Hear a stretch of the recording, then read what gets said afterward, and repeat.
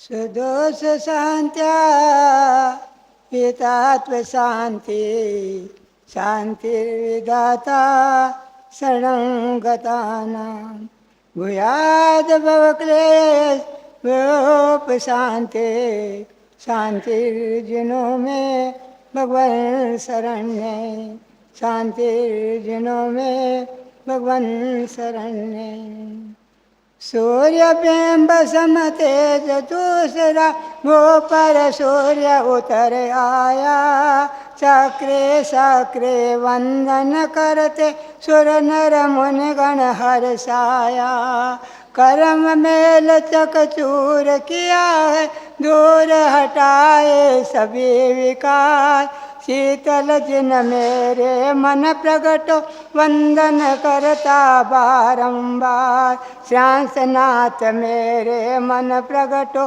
वंदन करता बारंबार। बोले देवादिदेव 1008 श्री शीतलनाथ भगवान की। बोले देवादिदेव 1008 श्री श्रांसनाथ भगवान की। बोले चारित्र चक्रवर्ती आचार्य श्री शांति सागर महाराज की। बोले वात्सल्य वारिधि दीक्षा गुरुवर्य आचार्य परमेश्वरी श्री वर्धमान सागर महाराज की। बोले श्रीमद जैन धर्म की।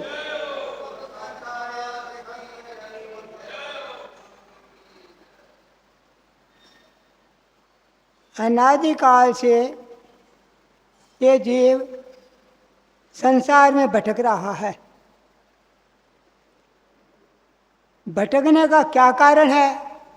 तो बताया है कि मूल में मिथ्यात्व इसके भटकने का कारण है। तो मिथ्यात्व 2 प्रकार का बताया है, एक ग्रहित और एक अग्रहित। ग्रहित मिथ्यात्व है वो जल्दी से छूट सकता है, उसको दूसरा निमित्त मिलेगा छूट जाएगा। लेकिन अग्रहित मिथ्यात्व है वो अनादि का हमारे साथ लगा हुआ है। ग्रहित मिथ्यात्व क्या हुआ कि दूसरे के उपदेश को सुन करके और जो हमने अपनी मति बदल दी या अन्य मतांतर में चले गए वो हुआ ग्रहित मिथ्यात्व। अब देखिए गौतम गणधर इंद्रभूति मिथ्या दृष्टि था पक्का, और उसको जब भगवान महावीर का समोषण में गया मान स्तंभ को देखा, मान खंडित हुआ और सम्यक तो हो गया और वही जाकर के पहला गणधर बन गया। वो ग्रहित मिथ्यात्व था। अग्रहित ग्रहित मिथ्यात्व था। अग्रहित मिथ्यात्व क्या है? अनादि से हमने यह शरीर है इसको ही अपना मान रखा है, शरीर को ही अपना माना है। जो यही जो सबसे बड़ी भूल है, अनादिकाल सब जीवों के इस शरीर के प्रति ममत्व है। हाँ ठीक है, ये बात निश्चित है कि संयम को पालने के लिए शरीर की भी आवश्यकता है, यह जरूरी है। संयम पालने के लिए संयम की भी शरीर की भी आवश्यकता है, लेकिन आवश्यकता उतनी है जितनी कि इसको यदि परमानोगे तो एक न एक दिन छूट जाओगे। और अपना इसको इस शरीर को या आत्मा मान लिया तो यह अनादिकाल से हमारी भूल हो रही है। अब बात है कि कोई भी कर्म द्रव्य क्षेत्र काल और भाव को लेकर के अपना फल देता है। कोई भी कर्म द्रव्य क्षेत्र काल और भाव को लेकर के अपना फल देता है। जैसा द्रव्य होगा, जैसा क्षेत्र होगा, जैसा काल होगा और उसी प्रकार भाव होंगे तब उस फल की प्राप्ति मिलेंगी। खाली द्रव्य होने से कुछ नहीं होगा, खाली क्षेत्र होने से कुछ नहीं होगा, खाली काल होने से कुछ नहीं होगा और खाली भाव होने से कुछ नहीं होगा। आज पंचम काल है, हम चाहें कि मोक्ष चले जाएं तो नहीं जा सकते। क्यों? कि हमारा द्रव्य ऐसा नहीं है। जो व्रजवृष नाराज सहन होना चाहिए था वो द्रव्य हमारा नहीं है, लेकिन फिर भी जो मिला है उसमें भी संतोष करके जितनी शक्ति है उतनी कर ले, वो बहुत कुछ है। कोई भी कर्म बिना फल दिए नहीं जा सकता है, यह निश्चित है। कर्म जो उदय में आया है वो फल देगा। तो जैसा कर्म उदय में आया है, जैसा कर्म उदय में आया है वैसे हमारे भाव बनते हैं, और जैसे भाव बनते हैं वैसा नया कर्म उदय में बंध में आता है। तो अनादिकाल से द्रव्य कर्म और भाव कर्म, इन दो के चक्कर में हम अनादि से घूम रहे हैं। जैसा पहले भी कर्म किया हुआ उदय में आएगा वैसा हमारा भाव होगा, और जैसा भाव होगा वैसा नया कर्म उदय बंध बनेगा। अब प्रश्न उठता है कि जब द्रव्य जैसा आया वैसा भाव हुआ, और जैसा भाव हुआ वैसा कर्म बंधा, तो फिर मोक्ष कैसे होगा? शंका आती है यह कि जब जैसा भाव पहले कर्म आया था वो उदय में आया, और वैसा ही भाव हुआ, और जैसा भाव हुआ वैसा ही अपना फिर नया कर्म बनेगा।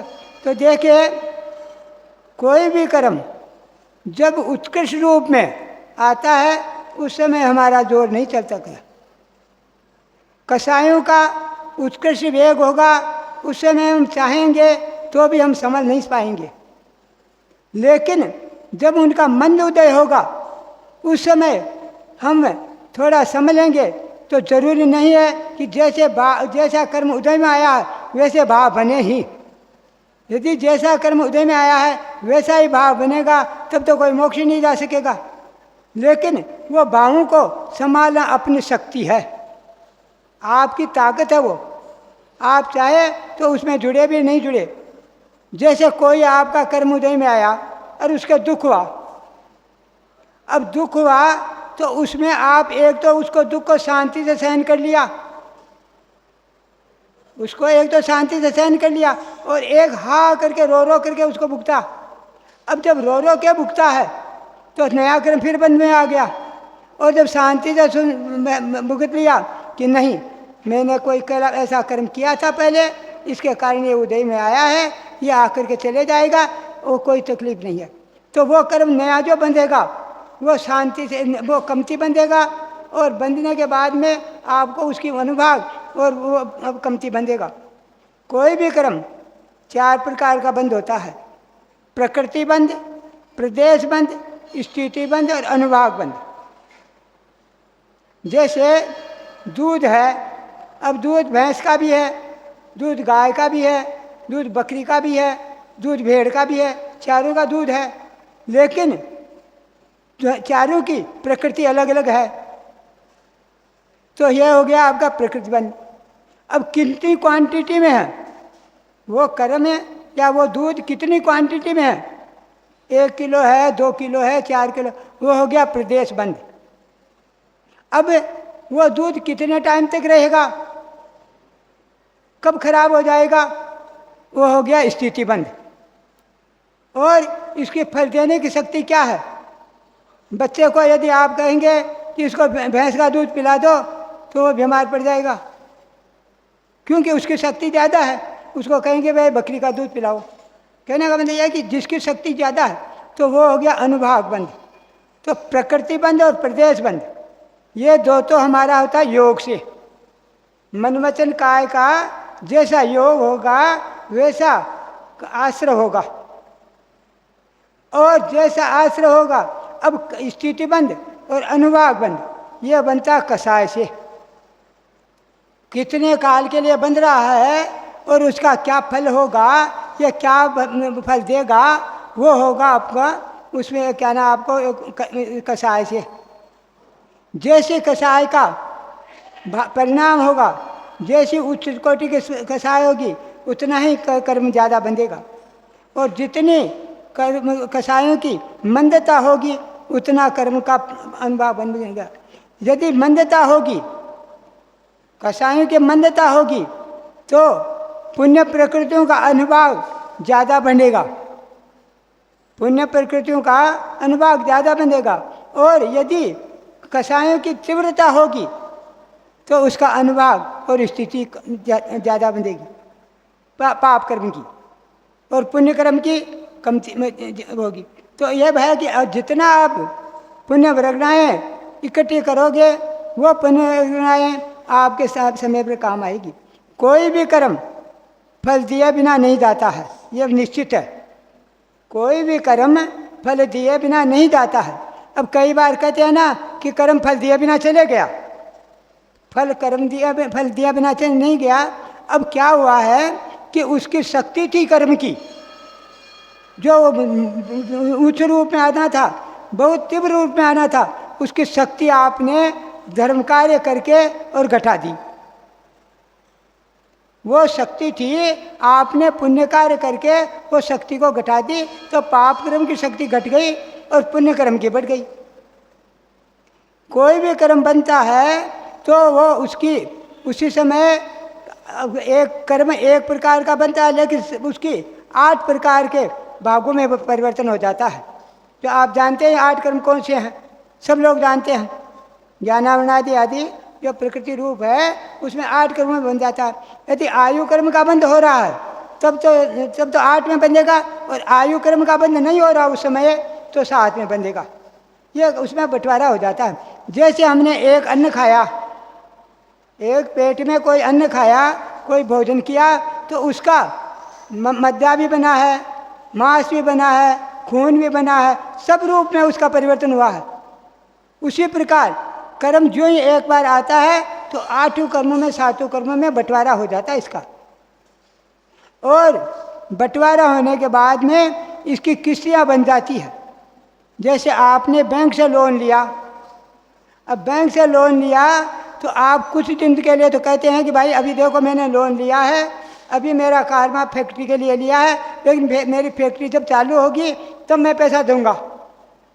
तो आपने 2 महीने का या 4 महीने का या 3 महीने का वो तो टाइम ले लिया कि उस समय तो आपसे बैंक वाला मांगेगा नहीं, और जब उसका टाइम पूरा हो जाएगा तो वो किस्त रूप में आना चालू हो जाएगा, देना चालू करना पड़ेगा। उसी प्रकार कर्म जब बनता है तो उसकी किस्तियाँ बन जाती है, लेकिन कुछ समय के लिए तो वो उदय में नहीं आ सकता है, क्यों? उसको कहते हैं आबादा काल। आबादा काल का मतलब क्या हुआ कि जितने वो कर्म बने था तो उस कुछ समय के लिए वो उदय में नहीं आ सकते हैं, लेकिन उसके बाद में निरंतर उदय में आने लगते हैं। आप अभी पूजा किया है, निश्चित है पूजा किया है और पुण्य कर्म बंद किया है, क्यों? कि अभी आपका गृहस्थी की तरफ कोई किसी का भाव नहीं है, सबका आत्मा की तरफ भाव चल रहा है, पुण्य की तरफ भाव चल रहा है। तो ये जो पुण्य वर्गणाएँ बंद हुई है, इसकी भी जब किस्ती बंध गई तो ये भी उदय में आना चालू हो जाता है। तो पाप कर्म है वो भी पुण्य में परिवर्तन हो जाता है। एक बार क्या हुआ कि एक व्यक्ति को कोई मकान या खाली नहीं करता था या दुश्मनी थी, तो जाकर के किसी ने वो बात जाकर के बोल दिया कि दुश्मन ने कि ये मेरा काम नहीं कर रहा है, इसको बुला करके पीट करके ये मेरा काम करवा दो या मेरा रुपया दिलवा दो। थानादार ने सोचा कि क्या है, आधा पैसा हमको दे रहा है, कोई बात नहीं, अपन उसको बुला करके पीटेंगे। उसने थानादार ने पुलिस को भेज दिया कि जाके बुला के ले आओ उसको। उस समय क्या था कि शीत चक्र विधान चल रहा था और 1024 अर्घ चढ़ने थे। अब आप तो जानते ही हैं कि 1024 अर्घ चढ़ते हैं तो 9 बजे से लेकर के 5 बज जाती है। थोड़ा शांति से करते हैं और मन लगा के करते हैं तो काफ़ी टाइम लग जाता है। वो पूजा में बैठा हुआ था, पुलिस वाला आया। देखिए कोई भी पुलिस वाला आपको शयन करते हुए को, भोजन करते हुए को, पूजा करते हुए को पकड़ के नहीं ले जा सकता है। हाँ, आपके घेरा डाल लेगा, आपको बाहर नहीं निकलने देगा, लेकिन पकड़ के नहीं ले जा सकता। ऐसा कानून है। तो वो उसको पकड़ के ले जा नहीं सकता था। अब देखिए वो सवेरे 8 बजे 9 बजे आया है, अब बैठा वो कितनी देर बैठा रहेगा? उसके भाव परिवर्तन होते हैं।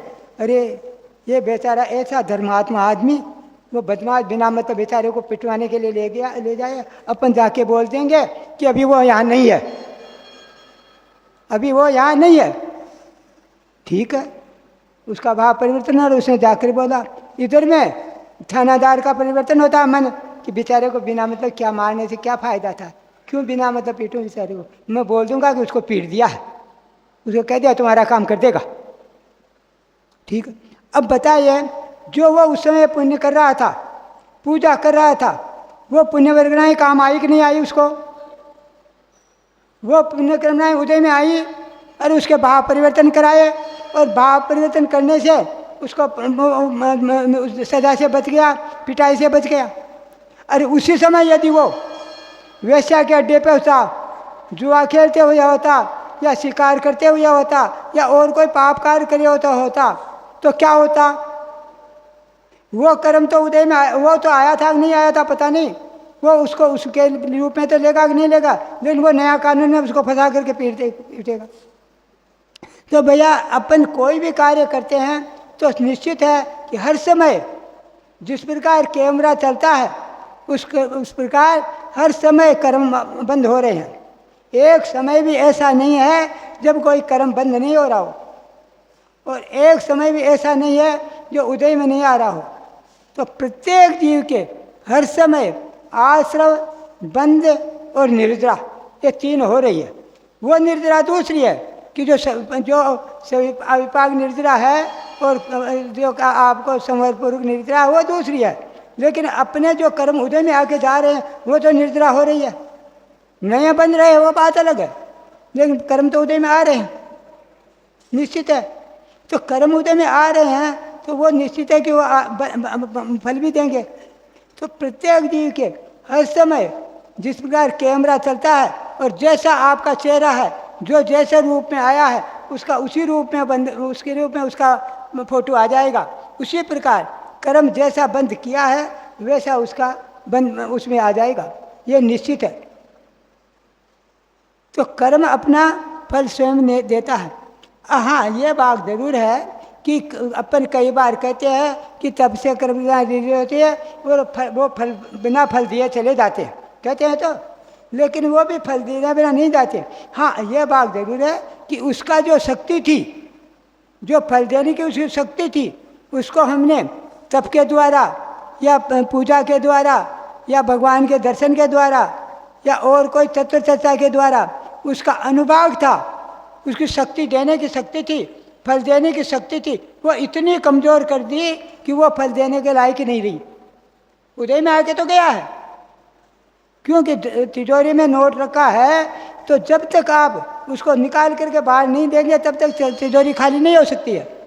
तो कर्म आया है वो जाएगा तो जरूर, तो वो फल दिए जब बिना भी जा सकता है। तो उसका कारण यही है कि उसकी शक्ति कमज़ोर कर दी, या पुण्य प्रकृति थी, उस पाप प्रकृति थी, उसको पुण्य में परिवर्तन कर दी। फल तो दिया, क्योंकि फल दोनों प्रकार से देता है, स्वमुख से भी देता है कर्म फल और परमुख से भी देता है। स्वमुख का तो मतलब यह हुआ कि जिस रूप में कर्म बंधा था, जैसा कर्म बांधा था वैसा ही कर्म उदय में आना, वो स्वमुख हुआ। और परमुख का हुआ उसकी शक्ति बदल करके और उसको कमज़ोर करके और दूसरे रूप में जैसे अनंतानुबंधी है तो उसको अप्रत्याख्यान में बदल दिया, अप्रत्याख्यान को प्रत्याख्यान में बदल दिया, प्रत्याख्यान को सज्जन में बदल दिया। इस प्रकार उसकी शक्ति कमज़ोर कर देना। अनंतानुबंधी है वो तो मिथ्यात्व के साथ आती है, उसका तो मिथ्यात्व के साथ अनुबंधन है, लेकिन सम्यक तो होते ही मिथ्यात्व है उसके साथ में अनंतानुबंधी भी चले जाती है। तो अनंतानुबंधी सत्ता से नहीं जाती है, सत्ता में तो अभी मौजूद है, लेकिन उदय उसका नहीं आ सकता है। तो उसका उदय कैसा आता है? वो अप्रत्याख्यान रूप में बदली होकर के आता है। यदि आपके संयम नहीं है तो, और एक दस संयम है तो वो प्रत्याख्यान रूप में बदली होकर के आएगा, और यदि संयम है तो आपको स्वंजन रूप में बदली होकर के आएगा। तो इसी प्रकार जैसे आपके परिणाम है वैसे कषायों की शक्ति भी कमती होती है। देखिए, क्रोध और मान, ये दो कषाय तो देश रूप है। क्रोध और मान ये दो कषाय देश रूप है, और माया और लोभ ये राग रूप है। माया और लोभ में राग है, क्योंकि लोभ को तो हम पाप मानते ही नहीं, क्योंकि जितना धन आए, जितना लोभ बढ़े, उसको तो पाप मानते ही नहीं हम, तो वो तो राग रूप है। और क्रोध और मान ये द्वेष रूप है। तो राग और द्वेष ये दोनों बंध के कारण है। राग द्वेष, क्योंकि अनादि जीव से राग और द्वेष निरंतर कर रहा है। राग होगा वहाँ द्वेष भी होगा। आपसे राग है तो इनसे द्वेष है। तो इस प्रकार कर्मों का बंध राग और द्वेष होता है। मैंने कहा आपको पहले कि कोई भी कर्म प्रकृति क्या ना आपको द्रव्य, क्षेत्र और काल और भाव के हिसाब से फल देता है। अब जैसे तीर्थंकर प्रकृति जैसा बंद कर लिया, और उससे बड़ी तो कोई पुण्य प्रकृति नहीं है, उससे बड़ा तो कोई पुण्य नहीं है, लेकिन वो नरक में चले गया। अब उसको वहाँ जाने दुख भुगतना पड़ेगा कि नहीं पड़ेगा? क्योंकि वो पुण्य प्रकृतियाँ भी पाप में परिवर्तन होकर आ रही है, क्योंकि क्षेत्र ऐसा ही था, क्षेत्र के हिसाब से वैसा ही था। जैसा क्षेत्र मिला वैसा उसका परिणाम मिला। द्रव्य यदि मान लीजिए वो कोई है, पंचम काल में, छठे काल में ले लिया, भोग भूमि में ले लिया, या श्रेष्ठ गति में ले लिया, अब बताइए वो कहाँ से संयम पालन कर सकेगा? क्योंकि द्रव्य सही होना चाहिए, काल भी सही होना चाहिए। जब हमारा काल सही होगा, क्योंकि चौथा काल होगा तभी मोक्ष जा सकता है, ये सब जानते हैं। आ जाए तो नहीं तो काल नहीं है। तो द्रव्य, क्षेत्र, काल और भाव, जैसा द्रव्य होगा, क्षेत्र होगा, काल होगा, वैसे ही भाव बनेंगे। कोई चाहे कि मैं खाली भावों से कमाई कर लूँ, क्योंकि आज लोग कहते हैं ना कि भाव शुद्ध होने चाहिए, सब लोग कहते हैं भाव शुद्ध होने चाहिए, लेकिन भैया खाली भावों से कुछ होने वाला नहीं है। जब तक आप द्रव्य को काम नहीं लोगे तो भाव कोई काम नहीं करेगा। एक बार क्या हुआ कि 4 आदमी एक होटल में बैठे हुए थे और चारों बहुत खुश हो रहे थे। तो आप जैसा एक आदमी गया तो उसको पूछा कि भाई इतना खुश क्यों हो रहे हो, क्या बात है? बोले आप क्या आसमान से उतर के आए हैं क्या? आपको मालूम नहीं तो बताओ तो सही।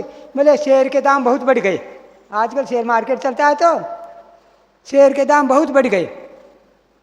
ठीक है भाई, आपके पास कितने शेयर है? बोले मैं क्या शेयर करे, मेरे पास खाने के लिए तो रोटी नहीं है, बड़े मुश्किल से तो 2 टाइम की रोटी कमाता हूँ, कहाँ से शेयर खरीदूंगा? ठीक है भाई। दूसरे से पूछा भाई तुम क्यों खुश हो रहे हो? बोले भाई मेरे पास 5000 शेयर है। कितने बेचे? बोले अभी दाम और बढ़ेगा तब बेचूंगा, अभी नहीं बेचूंगा। ठीक है, कोई बात नहीं, खुश हो रहा है, दाम तो बढ़ गए ना। ठीक है। तीसरे को पूछा तो भाई तुमने क्या किया? बोले मेरे पास 5000 शेयर थे, मैंने 2000 बेच लिए। ठीक है। अब चौथे ने पूछा कि तुमसे क्या किया भाई? बोले कौन देखे कल क्या होगा, 5000 शेयर है, जैसे कोरोना जैसा रोग आ गया तो सारे शेयरों के दाम टूट जाएंगे और रद्दी की टोकरी में फेंकना पड़ा, मैंने तो सब बेच लिए। अब देखिए नरक गति और देव गति, ये 2 गतियाँ तो ऐसी है जिनके पास द्रव्य नहीं है, उनके पास माल खरीदने के लिए पैसा ही नहीं है, क्योंकि वो संयम धारण ही नहीं कर सकते हैं। त्रियंत गति है, उसमें वो थोड़ा खरीद सकता है और थोड़ा बेच सकता है, मतलब एक देश संयम पाल सकता है, अनुव्रत पाल सकते हैं। बहुत से त्रियंत ऐसे हुए हैं जिन्होंने अनुव्रत पालन करके और अपना जीवन सुधारा है। अनुव्रत पालन करके शेर जैसा, हाथी जैसा, अपन कथाओं में सुनते हैं सब, त्रियंतों ने कितना अपना कल्याण किया है। अब मनुष्य भव है, इसके पास भाई शेर भी पूरे पड़े हुए हैं, और बेच लोगे तो कमाई कर लोगे, नहीं तो वही होगा जो जाकर के वापस रद्दी के कोरोना जैसा रोग लग जाएगा और रद्दी की टोकरी में फेंकना पड़ेगा, शेरों के दाम टूट जाएंगे। तो भैया बात ऐसा ही है, यदि संयम धारण कर लोगे, संयम पालन कर लोगे तो पूरा कमाई कर लिया, नहीं तो वही होगा कि जाकर के अंतिम समय में जाएंगे और जाकर के नरक निगोद में, जहाँ से पहले पड़े हुए थे, जहाँ से निकलना बड़ा मुश्किल था, वहीं जाकर के फिर चले जाएंगे। तो भैया बिना संयम के एक समय भी बर्बाद मत करो। जीवन में संयम की बड़ी आवश्यकता है, क्योंकि मनुष्य भाव मिल गया। अरे भैया और क्या चाहिए? लोग कहते हैं काल आएगा तब हम संयम पालेंगे। अब भैया काल का इंतजार मत करो, काल तो आपको ला करके यहाँ तक पहुँचा दिया, मनुष्य भव दे दिया, श्रावक कुल दे दिया, साधु का समागम दे दिया, जिनवाणी का समागम दे दिया, तीर्थंकरों का पादमूल दे दिया, डायरेक्ट में तो इनडायरेक्ट तीर्थंकरों का पादमूल दे दिया। तीर्थंकर देखिए ये तीर्थंकर भी है, इनको तीर्थंकर नहीं माने तो भी नहीं चलेगा और तीर्थंकर मान के चल जाए तो भी नहीं चलेगा, क्योंकि ये अरंत है, ये मान करके हम पूजा कर सकते हैं। और आप कहो कि जैसे अरंत भगवान समोसन में विराजमान है वैसे नहीं है, तो भैया वो चीज़ नहीं है, लेकिन वो भी तदाकार स्थापना है, वो भी तीर्थंकर ही है, इनका भी समोसन नहीं मानना पड़ेगा, तो तभी जाकर के हमारा कल्याण होगा।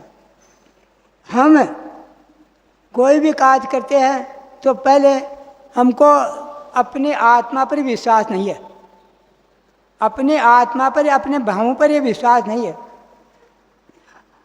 देखिए आप पूजा करते हैं, जैसा आपके पास द्रव्य सामने रखा है, जैसा आपके पास क्या नाम आपका द्रव्य है, वैसे आपके परिणाम ही बनते हैं। आप कोई शादी में जाए और फटे हुए कपड़े पहन करके चले जाए या मैला कपड़े हो, तो आपको शादी का आनंद नहीं आएगा, वो आप अपने कपड़ों की तरफ देखते रहेंगे कि कोई मेरे कपड़े देख नहीं ले, मेरा फटा हुआ कपड़ा देख नहीं ले, पक्की बात है। तो और वही अच्छे कपड़े पहन के जाएंगे तो आपको सब दिखाने के लिए जाएंगे, देखो मैं पहन के आया हूँ। इसी प्रकार कभी भी पूजा करने आओ तो फटे हुए वस्त्र नहीं होना चाहिए, मैले वस्त्र नहीं होना चाहिए। सामग्री लाओ तो ऐसी लाओ कि लोग देख करके आनंद करें, आपको भी आनंद आए। ऐसा नहीं कि पूजा के चावल ले आओ, पूजा का चावल का मतलब खाने के लिए लाएंगे 200 रुपये किलो का और पूजा के लिए लाएंगे 30 रुपये किलो का, वो काम नहीं होना चाहिए। अच्छी से आप एक बात बताओ मेरे को कि एक अभिषेक करते हैं और एक सोना का कलश लेके आए, आप डाक बोलने लगते हैं तो बोलते हैं सोने के कलश से अभिषेक होगा, बोलते हैं तो क्यों भाई, क्यों? क्या स्टील के बर्तन में क्या वो जल नहीं है क्या? वो जल दूसरा है क्या? लेकिन उसमें भाव क्यों बनते हैं आपके अच्छे? क्योंकि वो द्रव्य ऐसा है, उस द्रव्य को लेकर के भाव बनते हैं। आप वही सोने की थाली में पूजा करिए, वही चांदी की थाली में पूजा करिए, वही पहले जर्मन सिल्वर आते थे उसकी में पूजा करिए और स्टील की में पूजा करिए, देखिए चारों में फर्क आता कि नहीं? भावों में आता है। तो आपकी ड्रेस का भी पक्का प्रभाव पड़ता है, ड्रेस का और एड्रेस का पूरा प्रभाव। एक पुलिस वाला था और उसने क्या किया कि एक ठेले वाले को पीट दिया, 3-4 डंडे मार दिए। वो बेचारा पुलिस वाला बोले यहाँ से ठेला हटा, उसने थोड़ी देर ठेला हटा लिया और चले गया पुलिस वाला बाहर, अपने घर चले गया। घर जाकर कपड़े वपड़े खोल दिए और अपना दूसरी ड्रेस बदल करके आ गया। अब क्या हुआ कि फिर आकर के जो वो ठेला था उसने वहीं लगा लिया, पुलिस वाला गया वहीं लगा लिया, उसको आकर के फिर पीटा पुलिस। और उसने क्या किया कि पुलिस वाले का डंडा ले करके उसको इतना मारा कि अधमरा हो गया। अब तो वो उसने कोर्ट में केस कर दिया कि इसने पुलिस वाले को मारा। ठीक है, तो उसको पूछता बोले तुमने पुलिस वाले को मारा और तुमने कानून का उल्लंघन किया। बोले साहब मैंने पुलिस वाले को कभी नहीं मारा। बोले क्यों? ये बोलता है मैंने मारा है, मेरे को मारा है। मैंने पुलिस वाले को कभी नहीं मारा। तो भाई कहना क्या था? मैंने इसको मारा है, पुलिस वाले को नहीं मारा। बोले भाई तुम कहना क्या चाहते हो ये तो बताओ मेरे को, कि जिस समय ये ड्रेस में था और मेरे को पीट रहा था मैंने इसका कुछ भी विरोध किया क्या? लेकिन ये बिना ड्रेस में था, मैं क्या जानूँ ये पुलिस वाला है ना बिना पुलिस वाला है, मैं क्या जानूँ? मैंने तो इसको पीटा है। इसको मैं पूछिए कि जिस समय इसने मेरे को इसको मैंने पीटा था उस समय इसके ड्रेस में था क्या ये? बोले ड्रेस में तो नहीं था। तो भैया वही है, हम जैसा द्रव्य लेकर जाते हैं, जैसा भाव लेकर जाते हैं, जैसा और लेते हैं वैसा परिणाम पड़ता है। हमारे परिणामों का प्रभाव सामने वाले पर भी पड़ता है। हमारे परिणाम जैसे हैं वैसा परिणाम सामने वाले पर भी पड़ता है।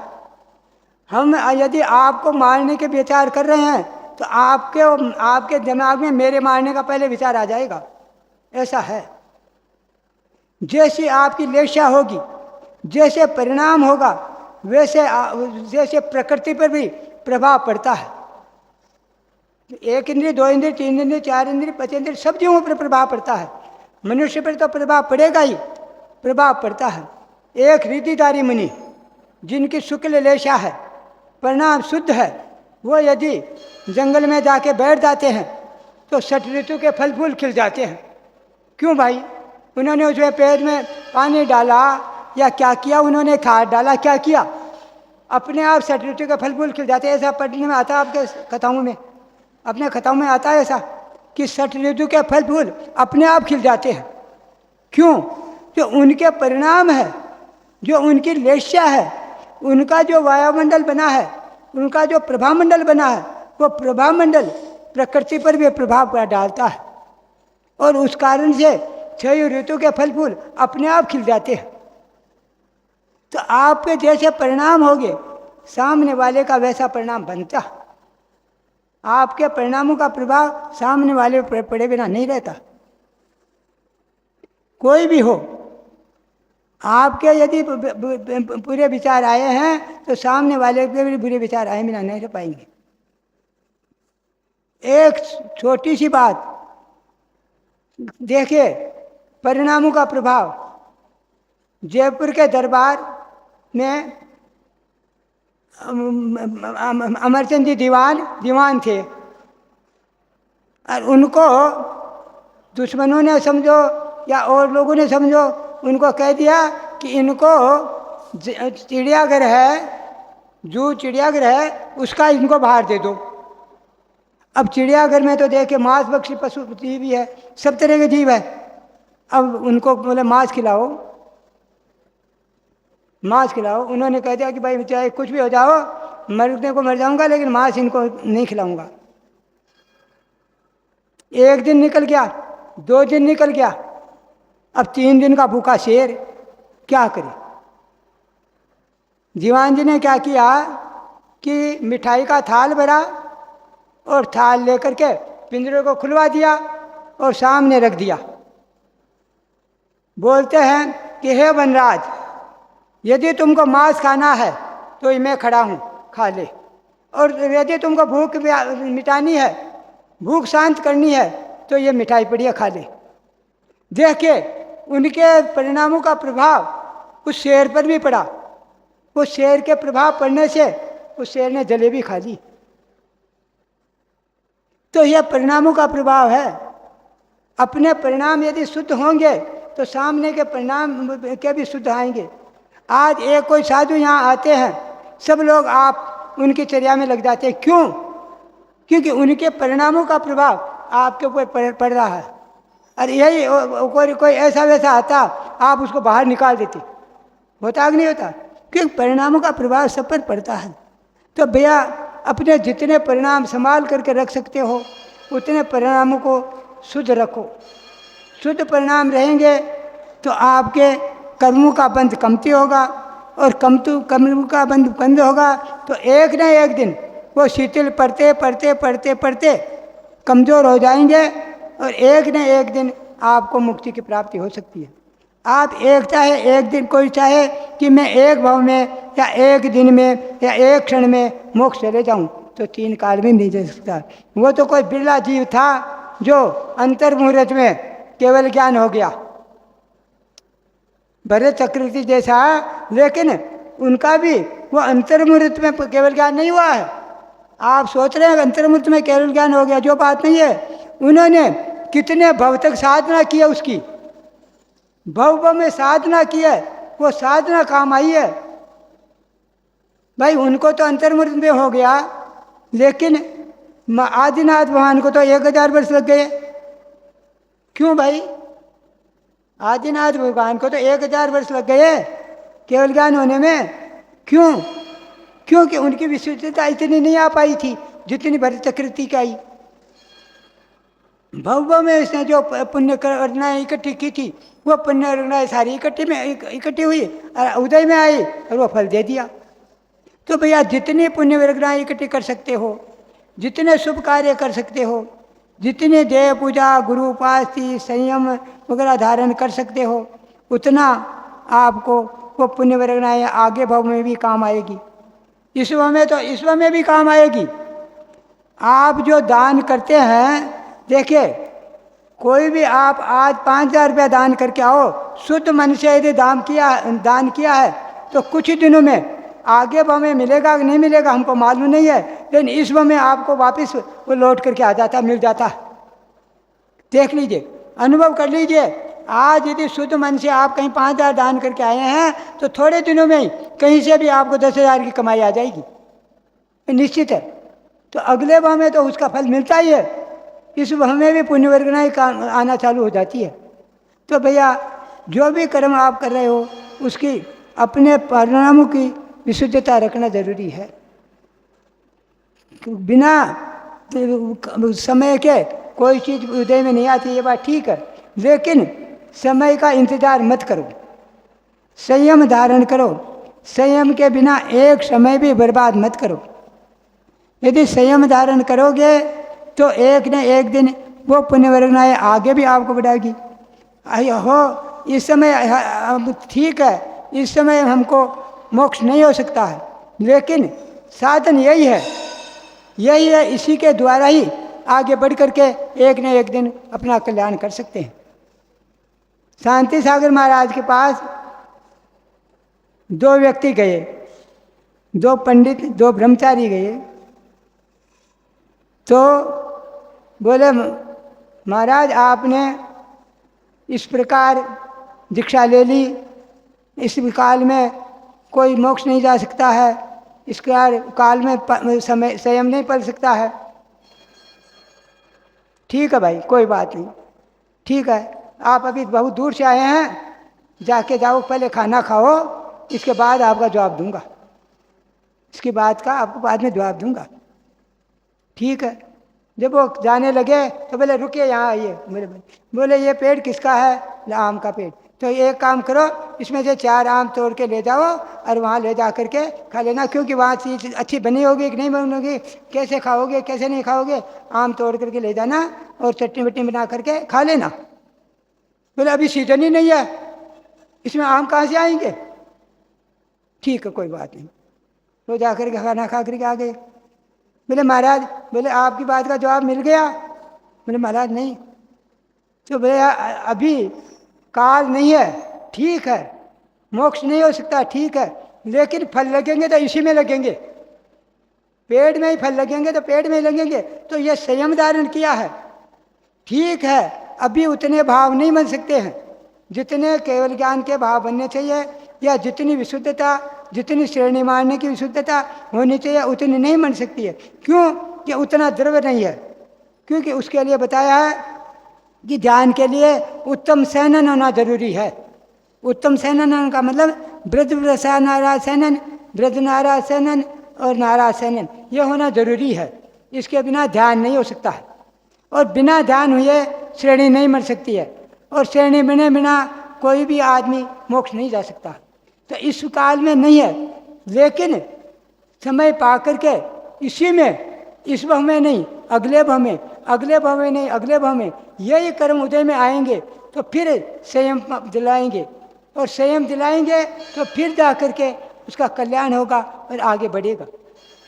तो भैया कोई भी जीव एक भाव में, एक समय में कोई भी मोक्ष नहीं गया, उसने भव भव की साधना की है तब जा किया है। कोई बिरला जीव ऐसे हैं जो सीधा निगोद से निकले, जैसे भरत चक्र के कुछ जीव वहाँ से निकले और मनुष्य बने और सीधा मोक्ष चले गए। ये राजमार्ग नहीं है, अपवाद मार्ग है। हाँ, जा सकते हैं, लेकिन राजमार्ग यही है कि पहले निगोद से निकलना बड़ा मुश्किल है। निगोद से निकल गए तो फिर एक इंद्री में पर्याप्त अवस्था में हुए, वहाँ से निकले तो फिर 2 इंद्रिय बने, फिर 3 इंद्रिय बने, फिर 4 इंद्रिय बने, फिर पंचेंद्रिय सेनी बने, सेनी बने। इस प्रकार घूमते घूमते घूमते जब पंचेंद्रिय सेनी बन गए तब जा कर के उसके भाव की विशुद्धता हुई। जब पंचेंद्रिय सेनी बने तो भावों की विशुद्धता बनी। और वो विशुद्धता जब यदि आप किसी मुनियों के या और किसी के समझ जाएंगे तो वो देशता मिलेगी। वो देशता जब मिलेगी तो उससे जा कर के आपके परिणाम शुद्ध होंगे, और परिणाम शुद्ध होंगे तो संयम की सम्यक दर्शन की प्राप्ति होगी। सम्यक दर्शन की प्राप्ति होगी तो आगे जा कर के आपका कल्याण होगा। तो बिना कोई भी चीज़ समय के पहले नहीं होती, ये बात ठीक है, लेकिन समय को अपन बुला सकते, समय को बदली करना अपने हाथ में है। यदि कर्म का भार जिस समय हल्का है, इस समय आपका कर्म का भार बहुत हल्का है, इस समय आपके कर्म का भाव बहुत हल्का है। 1 इंद्रिय, 2 इंद्रिय, 3 इंद्रिय, 4 इंद्रिय तो बेचारे कुछ कर ही नहीं सकते। आप चाहे तो शुभ कार्य भी कर सकते हैं, आप चाहे तो नरक जाने की व्यवस्था भी कर सकते हैं, और आप चाहे तो संयम धारण करके स्वर्ग जाने भी कर सकते हैं। ये आपके हाथ में है। कर्म बांधना आपके हाथ में है, क्योंकि जिस समय कर्मों का भार हल्का है उस समय यदि आप परिणाम सरल करोगे तो आपके परिणाम सरल होकर के एक नहीं एक दिन आप अपने कल्याण कर लोगे। और यदि उस समय भी आपने चूक गए, उस समय भी आपने, इस समय भी आप यदि चूक गए, संयम धारण करना नहीं किया, मैं यह नहीं कर रहा हूँ कि आप इनके पास ही जाके संयम धारण करिए, मैं यह नहीं कर रहा हूँ कि वर्धमान सागर जी के पास संयम धारण करो, मैं यह नहीं कर रहा हूँ कि अमुक मुनि का, जिसको आपके अच्छे से अच्छे लगे, जिसमें आपके भाव ठहरे वहाँ जाओ और संयम धारण करो। अच्छा, दूसरी बात देखे, जो लाइबिलिटीज जिनके हैं वो तो क्या मालूम अनुव्रत तो धारण कर सकते हैं, महाव्रत धारण नहीं कर सकते। लाइबिलिटी जिनके है वो तो नहीं कर सकते, लेकिन जो लाइबिलिटी से निमट गया, जिसकी अब लाइबिलिटी नहीं है, घर बच्चे संभाल से नहीं हैं, वो भैया एक काम करो, घर छोड़ो भी मत और घर में जाओ भी मत। एक नुस्खा दे रहा हूँ आपको, घर जाओ भी मत और घर छोड़ो भी मत। कैसे? घर गए, मुनियों के 1-2 चले जाओ, मुनि संगों में रहो, वहाँ अपने आप भाव बनते जाएंगे। जब दिल किया, मन किया, मैंने 20 दिन आ गए घर में, फिर चले गए। ज़्यादा समय वहाँ बिताओ, इधर कमती बिताओ। अब क्या है देखो, उसमें 2 फायदा, धर्म तो हुआ ही है, लेकिन आप जो अपमानित शब्द सुनते थे उनसे भी बच गए। अपमान जनित जो शब्द सुनते थे वो उनसे भी बच गए। कैसे? आप देखना चाहते हैं न्यूज, या कोई आपने उपदेश देखना चाहते हैं, या आप कोई क्रिकेट देखना चाहते हैं, और बच्चा देखना चाहता कार्टून, बच्चा देखना कार्टून, आपने वो लगा लिया, बच्चा रोते रोते माँ के पास गया, माँ आकर के बोलती है मेरा बच्चा नहीं सोता है, इसको कार्टून देखो, क्या न्यूज में पढ़ा है, कार्टून देखने नहीं देते हैं। क्यों भाई? वो बच्चा दादा का नहीं है क्या, उस माँ का ही है क्या?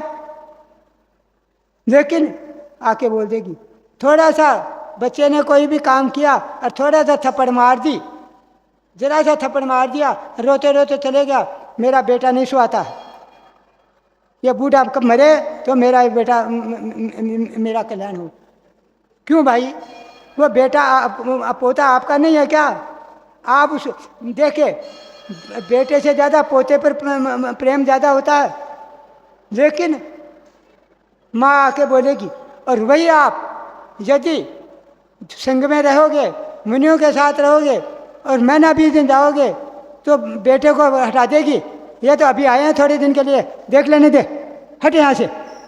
होगा कि नहीं होगा? आपकी जैसे जवाई की खातिर करते हैं वैसे करेगी, होता कि नहीं होता? मैं देखिए अनुभव की बात बता रहा हूँ, ये सब चीज़ें होगा कि नहीं होगा? तो भैया घर में जाओ भी मत और घर को छोड़ो भी मत, एक ना एक दिन घर अपने आप छूट जाएगा, क्योंकि परिणाम हमें अपने आप बन जाएंगे। मैंने चौका लेकर के कभी नहीं सोता, मैंने कभी नहीं सोचा था मैं दीक्षा लेने जा रहा हूँ ना। सुपार्श्वती माता जी को मैं हाथ दिखाता तो कहते अरे तेरे दीक्षा तो लिखे, तेरे तो भाव ही नहीं होते रे। सुपार्श्वती माता जी से मेरा जुड़ा ज़्यादा था। हमने जब दो बच्चे लड़के दोनों सी पास है, वो अपने ऑफिस से लेके बैठ गए, लाइब्रेरी पूरी हो गई। अब हम चले आगे संघ में बस चौका लगाते थे आराम से। धीरे धीरे भाव परिवर्तन हुआ, भाव परिवर्तन हुआ, चौका चौका चौका दिखे जो है, हम जा करके अपना दीक्षा ले लिया। तो एक नहीं दिन जैसी संगति करोगे वैसा प्रभाव पड़ेगा। संगति का असर पड़े बिना नहीं रहता। आप भले की संगति करोगे, आप पूजा करने वाले आते हैं उनकी संगति करोगे तो आप दूसरे का भाव होगा कि मैं भी पूजा करने चलूँ। और आप जुआरी के साथ चलोगे तो वैसे ही भाव आएंगे। तो भैया जैसे आप परिणाम करोगे, जैसे विचार करोगे, जैसे भाव करोगे, वैसे कर्मों का बंध होगा, और जैसे बंद होगा वैसे उदय में आएगा, और जैसे उदय में आएगा वैसा फल देगा। लेकिन फल देने के समय यदि मंदता है, पाप कर्म की मंदता है, पाप प्रकृति की मंदता है, तो उस समय यदि आप थोड़ा सा भी वो करो प्रभाव अपना कार्य करोगे तो आप अपना कल्याण कर सकते हो, नहीं तो आप तीन काल में भी कल्याण नहीं हो सकता। समुद्र में भंवराया हुआ है, नदी में बहुत जोर का भंवराया हुआ है, और उस समय कोई हाथ पैर मारे तो वो नहीं निकल सकता है। लेकिन कोई आकर के मगरमच्छ आकर के उसको उछाल दिया, ऊपर उठा दिया, और वो भंवर था वो आगे निकल गया, और वो आकर के गिरा, नदी के किनारे आकर के गिर गया। अब भी कहता है कि कोई दूसरा मगरमच्छ आएगा, मेरे को निकालेगा, उछालेगा, मैं बाहर चले जाऊंगा। नहीं भैया, अब तो उसी को हाथ पैर मारना पड़ेगा। यदि वो अब हाथ पैर मारेगा तो बाहर निकल के आ सकता है, और अब भी यदि वो उसी प्रकार रहेगा तो फिर वो भंवर आएगा और उसी में फंस जाएगा। तो भैया अभी आपको जितना संयम पाल सकते हो, जितना संयम धार सकते हो, उतना संयम पालन करो। संयम के बिना जीवन को एक समय भी व्यतीत मत करो। यदि संयम सहित मरण करोगे, त्याग सहित मरण करोगे, तो निश्चित है कि आपको देवगति का बंध होगा। आप बहुत से लोग कहते हैं मेरे सब त्याग है, मेरे सब त्याग है। मैं पूछता हूँ भाई किससे त्याग लिया? बोले नहीं मैं कुछ नहीं खाता हूँ। अरे भाई त्याग किसे लिया? लेकिन देखिए वो तो ये हाल है कि मेरे को आज खाने का नहीं मिला, रोटी नहीं मिली, फंस गया कहीं काम में, मेरे उपवास हो गया। उपवास है, वो उपवास नहीं है। उपवास तो आप पहले दिन लोगे, पहले धारण करोगे, चाहे मंदिर में आके करो, चाहे मन में करो, चाहे जैसे भी करो, धारण करोगे तो वो उपवास कहलाएगा। उसी प्रकार यदि आप कोई भी चीज त्याग करोगे तो आपका वो त्याग स्थिर रहेगा, नहीं तो वो त्याग स्थिर नहीं रहेगा। मैं नहीं खाता हूँ, ठीक है नहीं खाते हो, लेकिन जब साधन मिला तो जाके खा लिया, क्योंकि त्याग तो क्या ही नहीं था। और जिसने त्याग कर दिया, जिसने साधु के पास आकर के, मुनियों के पास आकर के, या मंदिर में जिसने त्याग कर दिया भावपूर्वक, वो फिर नहीं खाएगा, वो पक्का है। तो इसलिए कोई भी चीज संयम धारण करना है तो भावपूर्वक, द्रव्यपूर्वक, क्षेत्रपूर्वक संयम धारण करना चाहिए। बिना संयम के एक समय भी नहीं खोना चाहिए। बोले देवादिदेव 1008 श्री श्रीनाथ भगवान की।